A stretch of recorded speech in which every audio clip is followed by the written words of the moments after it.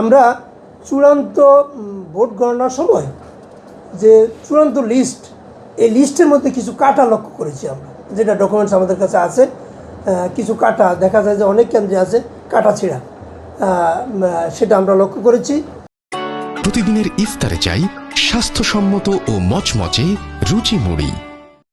এরপরে গণভোট সম্পর্কে ভোটারদের মধ্যে বিভিন্ন রকম প্রশ্ন সৃষ্টি হয়েছিল।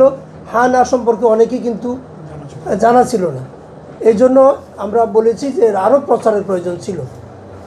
আর সকাল 10টায় নির্বাচনের পরিবেশ ছিল শান্ত এবং ভোটার উপস্থিতি কম ছিল।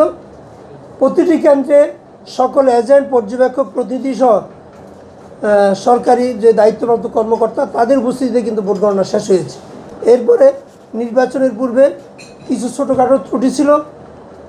এরপরে আবার আচরণবিধি যে আরপিও অনুসরণপূর্বক ব্যানার, পোস্টার, এজেন্ট ইত্যাদি আমরা দেখেছি বিভিন্ন জায়গায় ঠিকভাবে করেছে। তবে কয়েকটি কেন্দ্রে আমরা দেখেছি যে 400 গজের ভিতরে ব্যানার, পোস্টার প্রচারণা ছিল। এটা কিন্তু আচরণবিধি লঙ্ঘন। উদাহরণস্বরূপ আমরা ঢাকার গ্যান্ডেরিয়া, সিরাজ ইসলাম একটা কেন্দ্রে আমরা দেখেছি। এইভাবে অনেকগুলো কেন্দ্রে আমরা দেখলাম যে সেখানে আচরণবিধি লঙ্ঘন করে 400 গজের ভিতরে ব্যানার, পোস্টার ছিল এবং প্রচারণা ছিল। এরপরে বেসরকারিভাবে প্রাপ্ত ফলাফল পাওয়ার পরে আমরা দেখেছি পরাজিত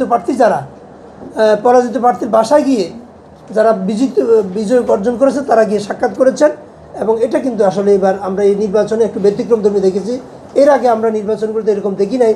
যিনি পাশ করেছেন যিনি পরাজিত হয়েছেন তাকে গিয়ে কোলাগুলি করা, তার বাসায় যাওয়া, এটা এবার এই সংস্কৃতিটা চালু হয়েছে। এরপরে আমরা আনন্দ মিছিল দেখি নাই, সভা সমাবেশ দেখি নাই পরপরে। এরপরে আমরা যেটা সমস্যা দেখি সেটা কিছু কেন্দ্রে রুমের পর্যাপ্ত জায়গা ছিল না, বিশুদ্ধ পানির ব্যবস্থা ছিল না, ওয়াশরুম ও শৌচাগারের ব্যবস্থা ছিল না। এখন আমরা আরেকটা জিনিস, যে গাড়ির পর্যাপ্ত অনুমোদন ছিল না থাকাতে ওই যে পর্যবেক্ষকরা বিভিন্ন জায়গায় যাতায়াত করার ব্যাপারে সমস্যা সৃষ্টি হয়েছে। এরপর আরেকটা সমস্যাটা হলো যে এই কার্ডগুলো দেওয়ার ক্ষেত্রে নির্বাচন কমিশন প্রথমে বলছিল অনলাইনে দিবেন। ঠিক নির্বাচনের 1-2 দিন আগে, 3 দিন আগে ওনারা ঘোষণা দিলেন যে না, আমরা অফলাইনে দিব।